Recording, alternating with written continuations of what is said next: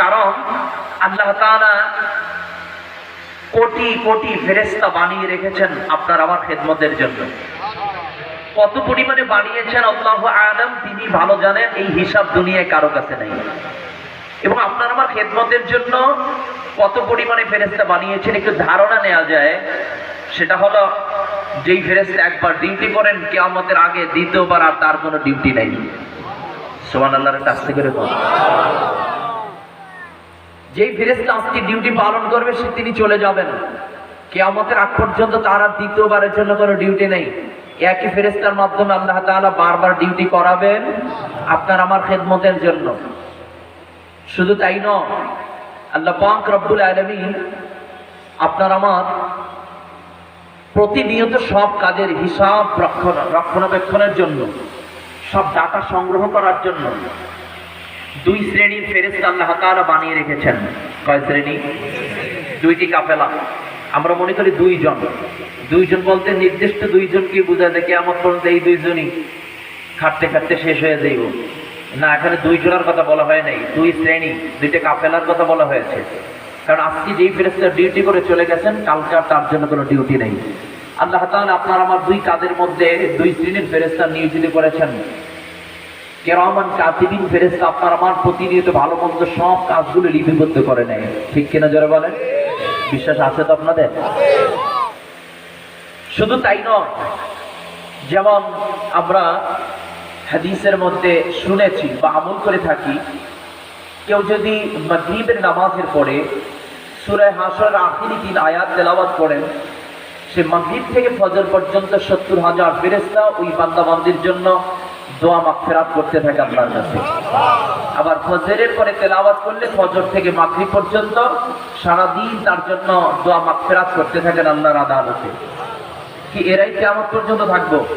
কথা বলেন না। যারা একবার ডিউটি করেছেন তাদের আর কোনো ডিউটি নেই। এরকম অসংখ্য অগণিত ফেরেশতা আল্লাহ তাআলা আপনার আমার খেদমতের জন্য বানিয়ে রেখেছেন। এই ফেরেশতাদের কাজ হলো শুধু ইবাদত। ফেরেশতাদের না ব্যবসা বাণিজ্য আছে, না চাকরি আছে, না তাদের ফ্যামিলি আছে, না তাদের রাজনীতির চিন্তা আছে, না তাদের সমাজ নিয়ে চিন্তা আছে, কোনো পেরেশানি নেই। ফেরেশতাদের খাবারের কোনো চাহিদা আছে? যারা বলেন কোনো চাহিদা নেই। আবার আমরা অনেক সময় মনে করি যে আমরা যদি আল্লাহর ইবাদত না করি, গোলামি না করি, তাহলে এক পর্যায়ে আল্লাহকে ঠকায় দিলাম। কেন? যদি ইবাদত না করি, সেখান থেকে যদি একটু ফাঁকি দিতে পারি, তাহলে কমপক্ষে আল্লাহর ক্ষমতা 2-4-5 বছরের তা কমে যাইব। কি কথা বল না কেন? এই চিন্তা করে কিছু মানুষ মসজিদে ঢোকে না। একভাবে চিন্তা করে যে হুজুরে ঠকাইছি, 2 নম্বরে মনে মনে চিন্তা করে আল্লাহরেও পাশাপাশি ঠকাইছি। কথা বুঝেন? আসলে এই যে ব্যর্থতা, এই ঠক যে নিজের জন্য, এইটা নিজেও বুঝে না। কারণ আল্লাহ তাআলা কালামের মধ্যে বলেছেন, وَمَن يَعْشُ عَن ذِكْرِ الرَّحْمَنِ نُقَيِّضْ لَهُ شَيْطَانًا فَهُوَ لَهُ قَرِينٌ।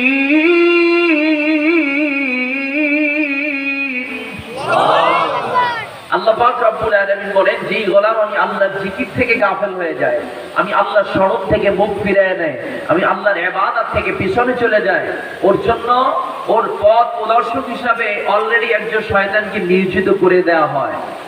সে যেই দিকে চালায় ও মনে করে আমি ভালো রাস্তায় আছি। মসজিদে ঢোকে না, মনে করছে ভালো কাম করছে, হুজুরে ঠকায় দিচ্ছি।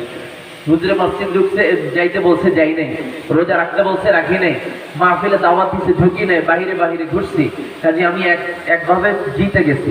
আসলে এটা জিতছে না ঠকছে, কিন্তু এইটা তার মেধার মধ্যে সে বুঝে না যে আসলে আমি নিজের ব্যর্থতাকে নিজেই সার্টিফিকেট দিচ্ছি।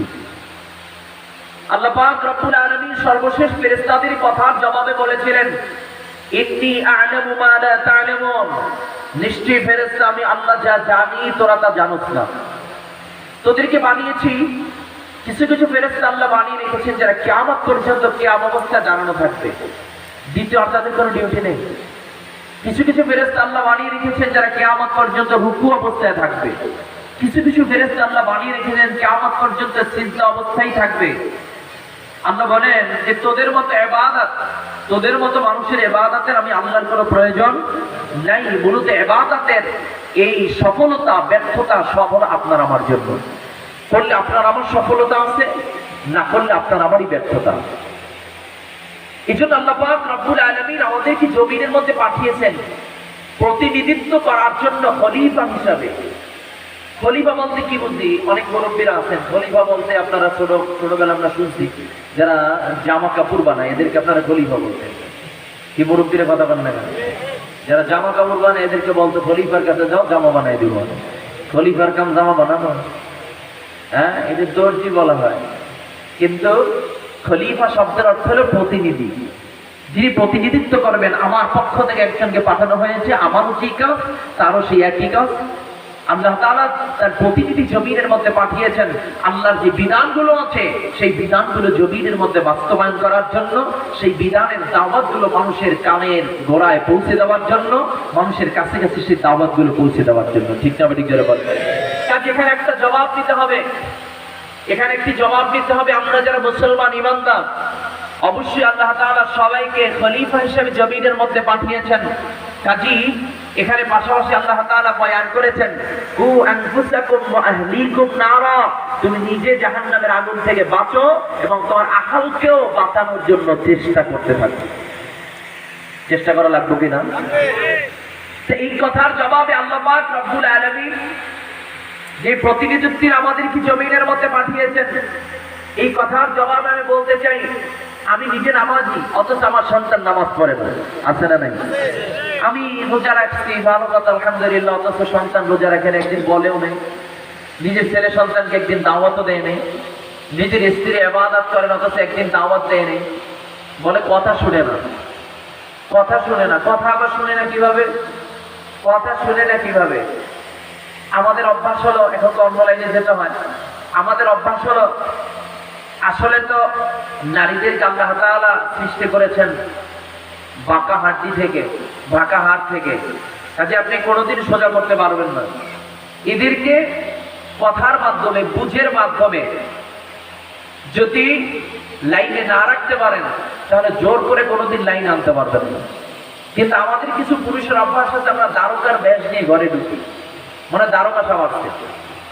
এই দারোগার ভাব নিয়ে ঘরে ঢোকার কারণে দেখা যায় অধিকাংশ ফ্যামিলির মধ্যে স্বামী স্ত্রীর মধ্যে মহব্বত নাই, আছে না নাই যারা বলে, কারো ছায়াও কেউ দেখতে পারে না। যাই হোক, এজন্য আমি নিজে যদি বাঁচার চেষ্টা করি, আমার আমলকে বাঁচানোর চেষ্টা যদি আমার মধ্যে না থাকে, ইবাদত দ্বারা কোনোদিন জান্নাতে যাওয়া সম্ভব হবে না। এজন্য নিজে যেইভাবে নামাজি, ঠিক তেমনি আমার ফ্যামিলির মধ্যে, আমার আহালের মধ্যে, আমার আত্মীয় স্বজনের মধ্যে যারা আছে তাদেরকেও এই নামাজের দাওয়াত দিতে হবে, তাদেরকে হাতে পায়ে ধরে দ্বীনের রাস্তায় চালানোর চেষ্টা করতে হবে। এই চেষ্টাটুকু যদি আমাদের মধ্যে থাকে, অবশ্য আল্লাহর আদালতে একদিন জবাব দেওয়া যাবে যে আল্লাহ, আমি চেষ্টা করেছি, আমার যতটুকু সাধ্য ছিল ততটুকু আমি চেষ্টা চালিয়েছি, বাকিটা হয়েছে কি না হয়েছে সেটা আল্লাহ তাআলার ফয়সালা। এই জন্য আল্লাহ পাক রব্বুল আলামিন বয়ান করতেছেন, যারা দাঈ আল্লাহ, সমাজের মধ্যে যারা দাওয়াত দিবে, আল্লাহ ভোলা মানুষকে আল্লাহর রাস্তায় উঠায় দেওয়ার জন্য, আল্লাহ ভোলা মানুষকে আল্লাহর সাথে মিলায় দেওয়ার জন্য যারা চেষ্টা করবে, যারা মেহনত করবে, যারা ফিকির করবে, তাদের দাম আছে না নাই? যারা বলে ওয়ামান আহসানু কাওলান মিম্মান দাআ ইলাল্লাহ, ওয়ামান আহসানু কাওলান মিম্মান দাআ ইলাল্লাহি ওয়া আমিলা সালিহান ওয়া قال إنني من المسلمين।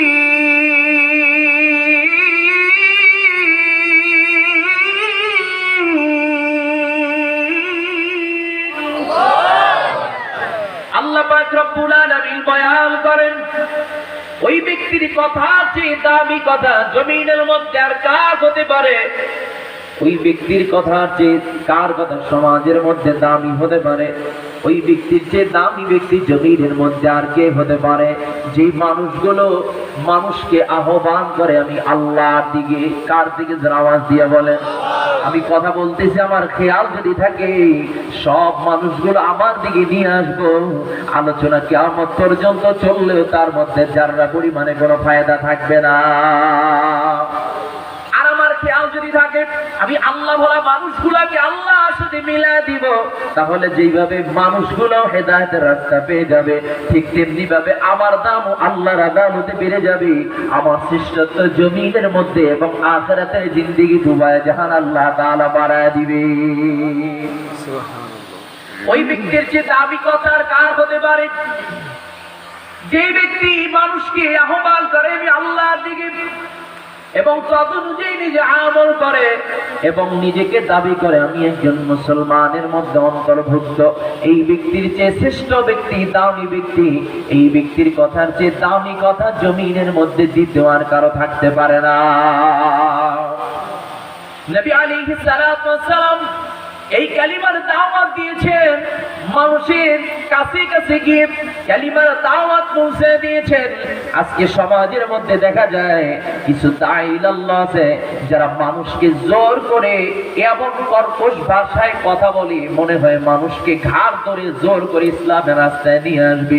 আমার নবী চেষ্টা করলে পারত, কিন্তু আল্লাহ পাক রব্বুল আলামিন পাশাপাশি এলান করে আমার নবীকে জানায় দিয়েছেন, পয়গম্বর আপনাকে আমি দারোগা বানায় জমিনের মধ্যে পাঠাই নাই যে মানুষকে আপনি মেরে আঘাত করে জোর করে ইসলামের রাস্তায় নিয়ে আসবেন, কালিমার পথে নিয়ে আসবেন। আপনার কাজ হলো মানুষের কাছে দাওয়াত পৌঁছে দেওয়া। হেদায়েতের মালিক হলো একমাত্র কে? জোরে আওয়াজ দিয়া বলে। কাজী বন্ধু আমাদেরকে বোঝা লাগবে, আজকে সমাজের মধ্যে কিছু বন্ধুরা রয়েছে যারা ওয়াজ মাহফিলে আলোচনা করে থাকে, হকের কথা বলার আহ্বান তারা করে থাকে, এত কর্কশ ভাষায় মানুষকে দাওয়াত দেয়, এত কর্কশ ভাষায় কথাগুলো বলে মনে হয় যেন মাহফিলের মধ্যে এক পর্যায়ে ঝগড়া লেগে গেছে, মারামারি লেগে গেছে। আমার নবী ইসলামের দাওয়াত দিয়েছেন, কিতাবের মধ্যে আসছে যুদ্ধের মাধ্যমে যত না বেশি মানুষ কালিমা গ্রহণ না করেছে, যত না মানুষ ইসলামের পতাকা তলে না আসছে, আমার নবীর আখলাক, আমার নবীর ব্যবহার দেখে তার চেয়ে দ্বিগুণ পরিমাণে মানুষ কালিমার পতাকা তলে চলে আসছে। এজন্য আমাদেরকে বোঝা লাগবে যারা দাঈ-ইলাল্লাহ হবে তাদের এক নাম্বার গুণ হলো মানুষকে নরম নরম কথা বলে, সুন্দর উত্তম পন্থা দেখিয়ে উত্তম উত্তম কথা বলে, সুন্দর সুন্দর কথা বলে এরপরে মানুষকে ইসলামের দিকে দাওয়াত দিতে হবে, এরপরে মানুষকে দ্বীনের দিকে দাওয়াত দিতে হবে, কালিমার দাওয়াত দিতে হবে। আর যদি আমি চিন্তা করি যে মানুষকে দাওয়াত দিয়ে জোর করে ইসলামের পতাকা তলে নিয়ে আসবো, এই চেষ্টার জায়গায় থেকে যাবে, এই দাওয়াতের মাধ্যমে ইসলামের কোনো ফায়দা হবে না। নবী আলাইহিস সালাতু ওয়াস সালাম যখন আল্লাহ পাক রব্বুল আলামিনের পক্ষ থেকে ওহী নাযিল হয়েছে, কোরআন যখন অবতীর্ণ শুরু হয়েছে, নবী আলাইহিস সালাতু ওয়াস সালাম যখন তার উপরে কোরআন নাযিল হয়েছে, ওহী যখন চলে আসছে, নবী আলাইহিস সালাতু ওয়াস সালাম বড়ই পেরেশান, কি করবে, কোথায় যাবে, কোথায় দাওয়াত দিবে। কারণ এই মক্কা নগরীর মধ্যে সবাই ছিল ইসলামের পরিপন্থী। ওই সময় কেউ ইসলামের কোনো কথা শুনে নাই, ওই সময় দ্বীনের কোনো দাওয়াত তারা পায় নাই। ওই সময় নবী আলাইহিস সালাতু ওয়াস সালামের উপরে যখন ওহী নাযিল হয়েছে, নবী আলাইহিস সালাতু ওয়াস সালাম সর্বপ্রথম যখন ওহী নাযিলের পর যখন বাসায় চলে আসলেন, বড়ই পেরেশান, বড়ই চিন্তা, কার কাছে যাবে, কোথায় যাবে, কার কাছে কালিমার দাওয়াত দিবে। খাদিজাতুল কুবরা রাদিয়াল্লাহু তাআলা আনহা বলেন, ইয়া রাসূলুল্লাহ, ইয়া হাবিবাল্লাহ, আপনাকে অনেক পেরেশান মনে হয়, এত পেরেশানি কেন, এত টেনশন কেন করতেছেন? নবী আলাইহিস সালাতু ওয়াস সালাম ডাক দিয়ে বলে, খাদিজা, আল্লাহর পক্ষ থেকে আমার উপর ওহী চলে আসে, কোরআন নাজিল হয়েছে, আল্লাহ পাক আমাকে জিম্মাদারি দিয়েছেন, আমার উপরে নবুয়তি চলে আসছে, কোথায় যাব কি করব সেই প্রেসারের মধ্যে আছি। খাদিজাতুল কুবরা রাদিয়াল্লাহু তাআলা আনহা বলেন, ইয়া রাসূলুল্লাহ, হাবিবাল্লাহ, এত টেনশন কেন, এত চিন্তা কেন? চিন্তার কোনো কারণ নাই, আপনাকে আমি বহু আগেই চিনে ফেলেছি, আপনার ব্যাপারে নতুন করে কিছু বলার সুযোগ আমার কাছে নেই, আপনি এখনই আমাকে পড়া দেন লা ইলাহা ইল্লাল্লাহু মুহাম্মাদুর রাসূলুল্লাহ সাল্লাল্লাহু আলাইহি ওয়াসাল্লাম। পর্দার অন্তরা মা বোনদেরকে বলতে চাই, আজকে মা বোনরা মনে করে ইসলামে তাদের কোনো অবদান নাই, মা বোনরা চিন্তা করে ইসলামে আমাদের কোনো অবদান রাখা নাই, কিন্তু ইতিহাস সাক্ষী ইসলামের প্রাথমিক যুগে সর্বপ্রথম যিনি কালিমা পড়ে মুসলমান হয়েছেন, সর্বপ্রথম নবীর হাতে কালিমা পড়ে যিনি ইসলাম গ্রহণ করেছেন, কালিমার পতাকা তলে চলে আসছেন, তিনি কোনো পুরুষ নয়, তিনি হলেন একজন নারী। ঠিক না ঠিক যারা বলে? এজন্যই তো বলা হয় নবী আলাইহিস সালাতু ওয়াস সালাম এই নারীদেরকে জাহিলি যুগ থেকে, অন্ধকারের যুগ থেকে, যখন তারা কঠিন সমস্যার মধ্যে নিমজ্জিত ছিল, যখন তাদের সমাজের মধ্যে কোনো সম্মান ছিল না, ইজ্জত ছিল না, ওই যুগের মধ্যে কন্যা সন্তান জন্মগ্রহণ করলে মানুষ সেটাকে খারাপ ধারণা করত, সেটাকে খারাপ ধারণা করে কন্যা সন্তানকে জ্যান্ত মাটির নিচে পুঁতে রাখা হতো। সেই যুগ থেকে নবী আলাইহিস সালাতু ওয়াস সালাম সেই অন্ধকারের যুগ থেকে নারীদেরকে এমন সম্মানের স্তরে নিয়ে আসছে, এমন সম্মানের জায়গায় বসায় দিয়েছেন। নবী আলাইহিস সালাতু ওয়াস সালাম বলেন, ও দুনিয়ার মানুষ, আমি তিনটা জিনিসকে সবচেয়ে বেশি ভালোবাসি, তার মধ্যে এক শ্রেণী হলো নারী জাতিকে আমি নবী অনেক বেশি ভালোবাসি। এজন্য বন্ধু আমি যে কথা বুঝাতে চাই, আজকে সমাজের মধ্যে আমরা শেষ জমানায় চলে আসি, বড়ই ফিতনা। সমাজের মধ্যে দিন যত সামনের দিকে যায় ততই ফিতনা চলে আসে, ততই সময়, তত কঠিন সময় আমাদের মধ্যে চলে আসে। আর এই যুগ সম্পর্কে নবী আলাইহিস সালাতু ওয়াস সালাম বলেছেন, শেষ জমানায় ঈমান রক্ষা করা এত বেশি কষ্টকর হবে, জ্বলন্ত আংট অথবা কয়লা হাতের মধ্যে মুঠ করে রাখতে যত না বেশি কষ্ট, তার চেয়ে হাজার গুণে বেশি কষ্ট হবে শেষ জমানায় ঈমানদারের ঈমানকে হেফাজত করা। কারণ আজকে সমাজের মধ্যে বিভিন্ন রকম আলোচনা, একই সূরাতে একই মঞ্চের আলোচনার মধ্যে দিয়ে ভিন্ন ভিন্ন আলোচনা আমাদের সমাজের মধ্যে আছে না নাই? আজকে সমাজের মধ্যে দেখা যায় সাধারণ মুস্তাহাব আমল নিয়ে, সাধারণ সুন্নাত আমল নিয়ে আমাদের সমাজের মধ্যে গ্যাঞ্জাম আছে না নাই? দেখবেন ফরজ ওয়াজিব নিয়ে কোনো গ্যাঞ্জাম নাই, কিন্তু মুস্তাহাব সুন্নাতে সমাজের মধ্যে মারামারি গুটাগুটি আছে না নাই? একটা বিষয় আমাদেরকে বোঝা লাগবে, বিষয় হলো কোরআন হাদিসের আলোচনা করার ক্ষেত্রে একটা বিষয়কে অবশ্যই খেয়াল রাখা লাগবে। আলোচনার মধ্য দিয়ে আমার খেয়াল রাখা লাগবে, আমি আল্লাহ ভোলা মানুষগুলাকে আল্লাহর সাথে মিলিয়ে দিতে চাই, কাজে আমার কথাটা এমন পদ্ধতিতে হওয়া চাই যাতে আমার কথার মাধ্যমে সাধারণ মানুষ গুমরাহী না হয়ে যায়, আমার কথার মধ্য দিয়ে সাধারণ মানুষ যাতে বিপদগ্রস্ত না হয়ে যায়। আলোচনার মধ্যে এমন এমন মাসআলা আছে যে মাসআলাগুলো জায়েজ, কিন্তু পাবলিকের সামনে বলা ঠিক না। কথা বুঝতে পারছেন আপনাদের?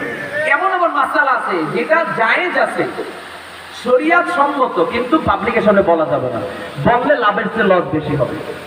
আবার এমন এমন মাসআলা আছে যেটা পাবলিকের সামনে বলবেন, পুরা হাকিকত যদি ভেঙে না বলেন, পুরা মারিফতটা যদি উল্লেখ না করেন, এর লাভ কি ক্ষতি কে যদি উল্লেখ করে না দেন, তাহলে পাবলিক লাভের চেয়ে ক্ষতিগ্রস্ত বেশি হবে, বিপদগামী হয়ে যাবে। একটু উদাহরণ দিলে বুঝবেন। যেমন আজকে সমাজের মধ্যে, আমাদের মুসলমানের মধ্যে ভিন্ন ভিন্ন ফিরকায় আমরা চলে যাচ্ছি, ভিন্ন ভিন্ন ফিরকায় আজকে মানুষ বিভক্ত হয়ে যাচ্ছে। এটা হবেও স্বাভাবিক, এটা ফিরাবার সুযোগ নেই, কিন্তু এর মধ্যে থেকে যেই কয়েকজনকে ফিরাইয়া সঠিক রাস্তায় রাখা যায়, কিন্তু কাফেল অবশ্যই হয়ে যাবে। কারণ এই বয়ান তো আমার নবীর বয়ান, আমার নবী তো বয়ান করেছেন যে অন্যান্য নবীর উম্মতের মধ্যে কাতার হবে ৭২, আমার উম্মতের মধ্যে কাতার হবে 73, এবং সেই 73 কাতার হিন্দু বৌদ্ধ খ্রিস্টানদের নিয়ে নয়, শুধু মুসলমানদের মধ্যেই 73 কাতারে মানুষ বিভক্ত হয়ে যাবে। চলছে না আজকে সমাজের মধ্যে? একটু হিসাব করে দেখেন তো, একটু খেয়াল করে দেখেন, এই মুসলমানের মধ্যেই আজকে মানুষ কত দলই বিভক্ত হয়ে গেছে। আপনি কোথায় যাবেন? একটি মাসআলা বললে একটু ধারণ দিলে বুঝবেন। যেমন আমি যদি আপনাদেরকে বলি যে সকাল 7টায় অথবা 8টায় ফজরের নামাজ পড়া জায়েজ আছে। কয়টায়? কথা বুঝতেছেন আপনারা? ঘুমাচ্ছেন? যে সকাল 7টায় ফজরের নামাজ পড়া কি জায়েজ আছে, এই পর্যন্ত যদি আমার আলোচনা শেষ করে দেই, অবস্থা কেমন হবে বলেন? অবস্থা কেমন হবে? কালকা থেকে কি ওই ভোর রাত্রের মসজিদ লোক পাওয়া যাইবে? চিন্তা করবে, হুজুর একজন পাইছি মন মতো, এইরকম হুজুর খোঁজ করতো না, ভালো একটা ফতুয়া পাইছে, এখন আর কোনো টেনশন নেই। এমনি শীতকালের দিক, সকাল 7টার সময় উঠে নিরিবিল ঠান্ডা মাথায় 4 রাকাত দরকার 8 রাকাত পড়ে দেবে। ঠিক আছে না নাই? কিন্তু এই পর্যন্ত যদি মাসালা বলে আমি সমাপ্ত করে দেই, এই জাতির উপকার হবে না, আর 100% ক্ষতি হবে। কিন্তু এখানে যদি ভেঙে বলি যে এই মাসআলাটা হলো জরুরতের মাসআলা। আচ্ছা বলেন তো, এক্সিডেন্ট কি মানুষ প্রতিদিন করে? আপনাদের লাগে এক্সিডেন্ট প্রতিদিন করেন না, অনিচ্ছাকৃত হঠাৎ করে একদিন এক্সিডেন্ট ইচ্ছা করে কেউ করে না, প্রতিদিনও করে না, হঠাৎ করে একদিন। এই মাসআলাটা হলো এক্সিডেন্টের মাসআলা। কথা বুঝেন আপনারা? যেমন হঠাৎ করে আপনি একদিন ঘুমায় রয়েছেন, ফজরের সময় উঠতে পারেন নাই, উঠেই দেখতেছেন যে সময় অতিবাহিত হয়ে গেছে, পরিষ্কার হয়ে গেছে। কি করবেন? সাথে সাথে ওযু করে আপনি তখন নামাজ আদায় করে নেবেন। যখন উঠবেন তখন উঠে 7টা বাজুক 8টা বাজুক উঠেই নামাজটা আদায় করে নেবেন।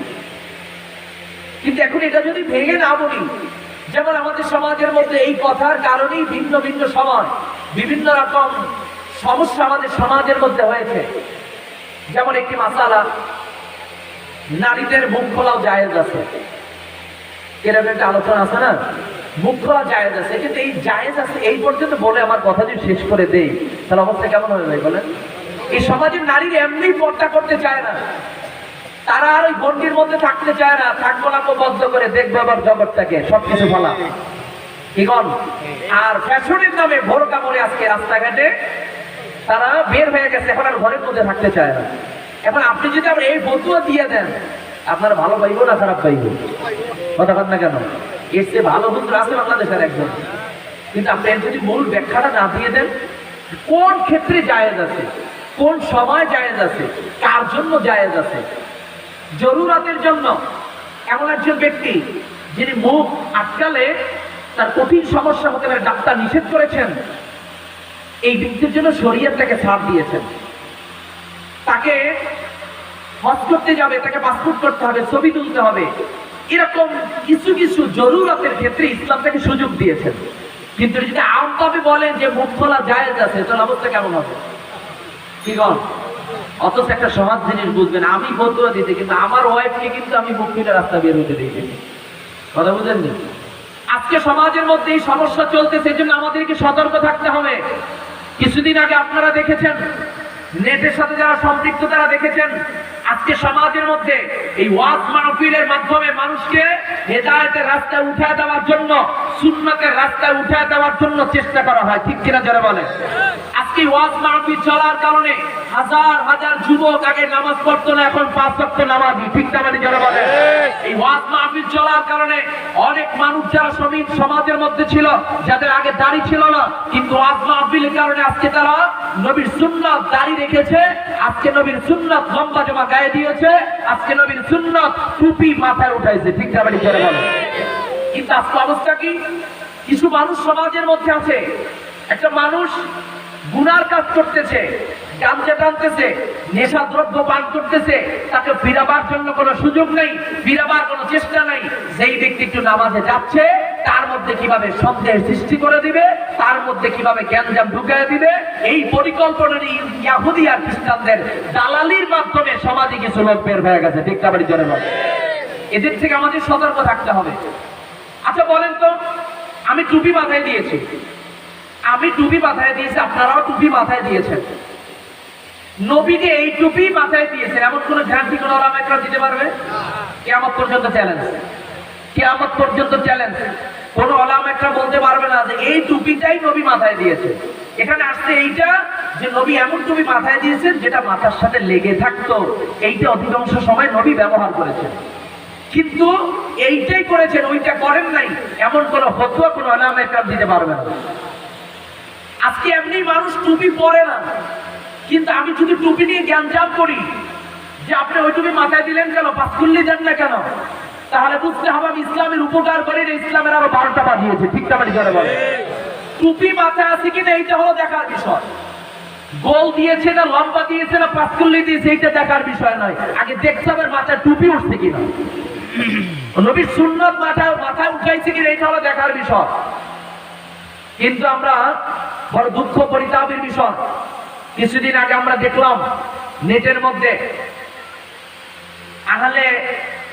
আহলে হাদিস নামী আহলে খবিস, আহলে হাদিস নামী আহলে খবিসের একজন দালাল ওয়াজ মাহফিল চলা অবস্থায় এক মুরব্বীকে ডাক দিয়ে বলতেছেন যে ওই মুরব্বীর মাথায় 5 কিলো টুপি আছে, আপনার সামনে আসেন। আসার পরে তার মাথার থেকে টুপিটা নিয়ে গেছেন, নিয়ে এরপরে তাকে 100 টাকা হাদিয়া দিয়েছেন। পাশে একজন বসা আছে, তাকে বলতেছেন এই টুপিটা এখনই ছিঁড়ে ফেলেন। স্টেজে বসে বলতেছে 5 কিলো টুপির এখনই ছিঁড়ে ফেলেন। কেউ কোনোদিন 5 কিলো টুপি মাথায় দিবেন না, এইটা সিয়াদের পাক পাঞ্জাবের সাথে মিলে তারপরে 5 কিলো বানানো হয়েছে, কাজে এটা কেউ কোনোদিন মাথায় দিবেন না। আমি আপনাদের সুশীল সমাজ আপনাদেরকে জিজ্ঞেস করতে চাই, আমি 5 কিলো নিতে আর গোল দেই, এই সুন্নাতটা কার? জোরে বলেন, নবীর সুন্নাত না? আপনি 5 কিলো হোক আর গোল টুপি হোক, আপনি হাউজে বসে সেই টুপিটাকে ছিঁড়ে ফেলা, আমি বলবো এটা চরমনাইকে টার্গেট করা হয় নাই, মূলত নবীর সুন্নাতকে অপমান করা হয়েছে। ঠিক না? আমরা আজকের মসজিদ থেকে জানাই দিতে চাই, এই বাংলার জমিনে বসে যাদের মাধ্যমে পীর মাশায়েখদের মাধ্যমে এই বাংলার জমিন ইসলাম কায়েম হয়েছে, মানুষের মাথায় টুপি উঠেছে, সেই নবীর সুন্নাতকে যে অপমান করেছে, এই 92% মুসলমানের দেশে প্রকাশ্যে তাকে বিচারের কাস্টডিতে দাঁড় করাতে হবে। আমরা 5 কিলো চিনি না, আমরা গোল চিনি না, আমরা লম্বা টুপি চিনি না, আমরা চিনি নবীর সুন্নাত। সুন্নাত হিসাবে আমরা টুপি মাথায় দিয়ে থাকি। ঠিক না?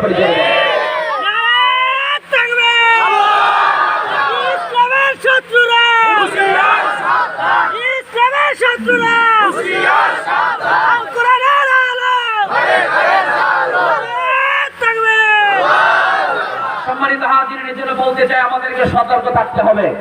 একটা বিষয় বুঝতে হবে, এই জমিনের মধ্যে আমি বাস্তব প্রমাণ আপনাদের দিতে চাই। অনেক মুরব্বী আছেন, আজকে বাসায় গিয়ে আপনার দলিল খোঁজ করবেন, দেখবেন দলিলের মধ্যে আপনার দাদা অথবা আপনার চালের নামের সাথে সিরি লেখা আছে। কি মুরব্বীর আগের দিনে ছিল না? মুসলমানের নামের শুরুতেও সিরি লেখা ছিল, সিরি আব্দুর রহিম, সিরি আব্দুল করিম লেখা ছিল। ঠিক না? জেনে বলেন, এই সমাজের মধ্যে মানুষ টুপি চিনত না, এই সমাজের মধ্যে মানুষ লম্বা জামা চিনত না, এই সমাজের মধ্যে মানুষ মসজিদ মাদ্রাসা চিনত না, কিন্তু এই সমাজের মধ্যে পীর মাশায়েখগণ মানুষের হাতে ধরে পায়ে ধরে মানুষের কাছে কাছে গিয়ে তারপরে দ্বীনের দাওয়াত দিয়েছেন, তাদের মাথায় টুপি উঠিয়েছেন, তাদের গায়ে লম্বা জামা উঠিয়েছেন, তাদেরকে সুন্নাতের পাবন্দি করেছেন, তাদেরকে মসজিদমুখী করেছেন। কিন্তু আজকে একটা ইয়াহুদিয়া খ্রিস্টানদের দালালি করে সমাজে বের হয়ে গেছে যে পীর মানা যাবে না, পীরের কাছে যাওয়া যাবে না, পীর মানি শিরক, পীর মানি কুফরি, কাজে তাদের কাছ থেকে ফিরে আসতে হবে। এই সমস্ত দালালদের থেকে আমাদেরকে ফিরে আসতে হবে।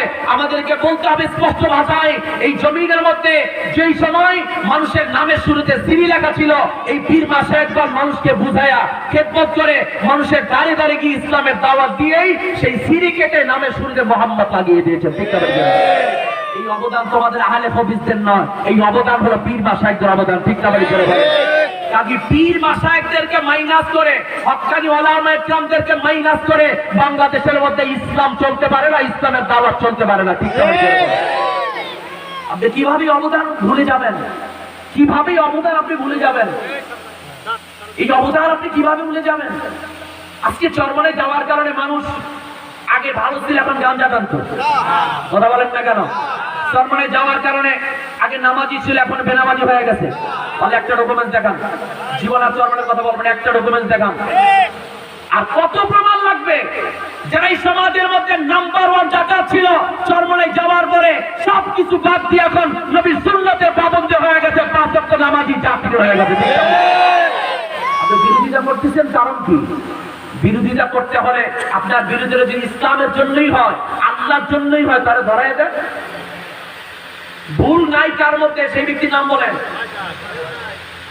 আমরা মানুষ 100% সঠিক লাইনে কেউ নাই, পুরোটি অবশ্যই কমটি সবার মধ্যে আছে।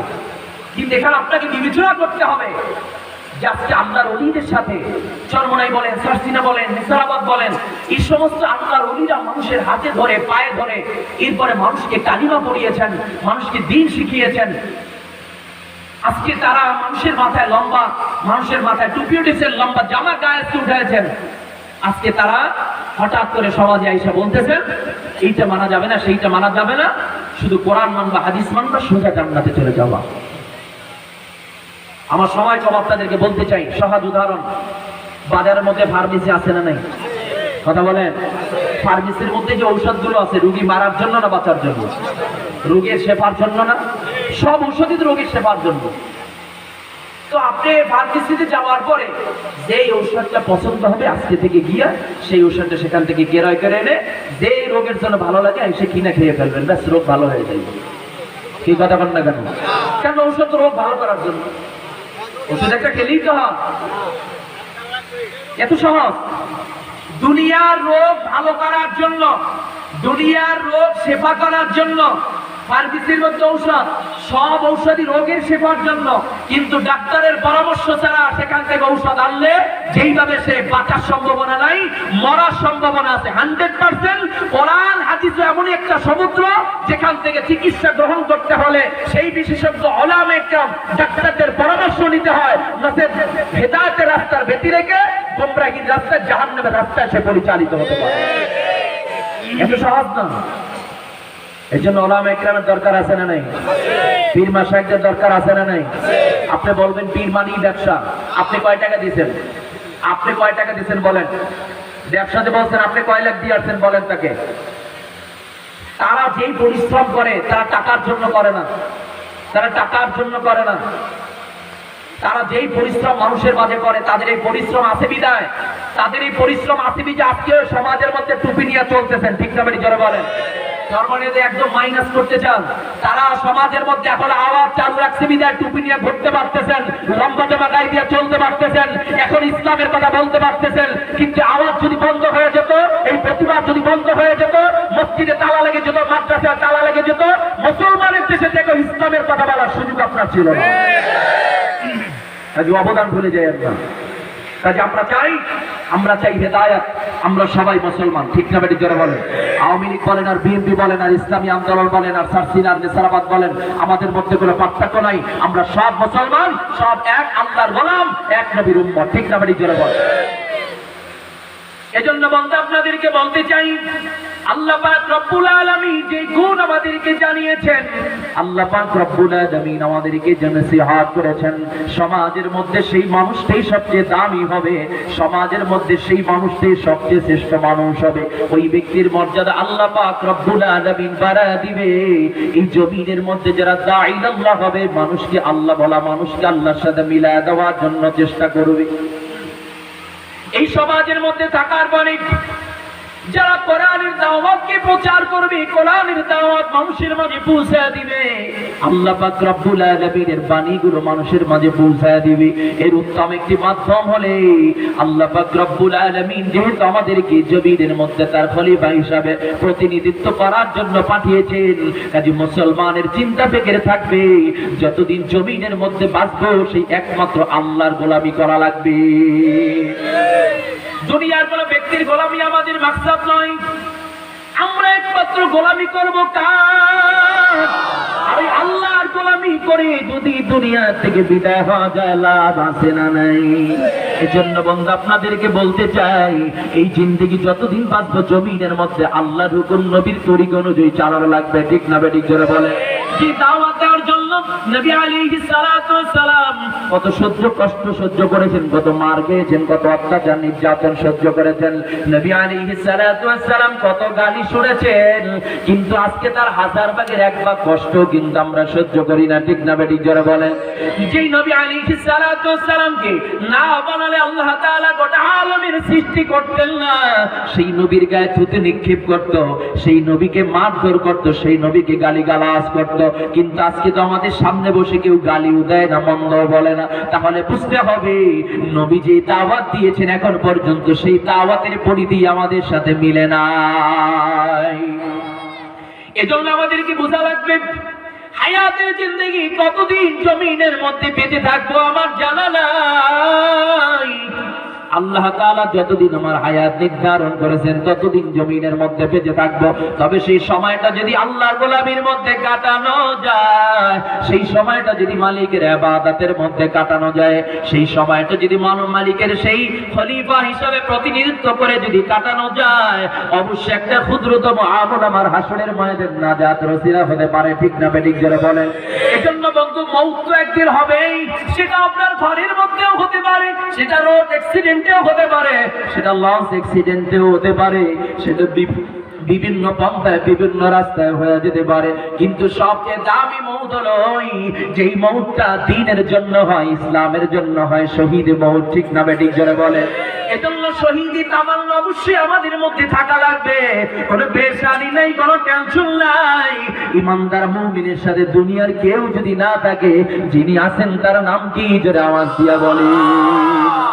আল্লাহ পাক রব্বুল আলামিন কালামের মধ্যে বলেন, ওয়ালা তাহিনু ওয়ালা তাহজানু ওয়া আনতুমুল আ'লাউন وأنتم الأعلون إن كنتم مؤمنين।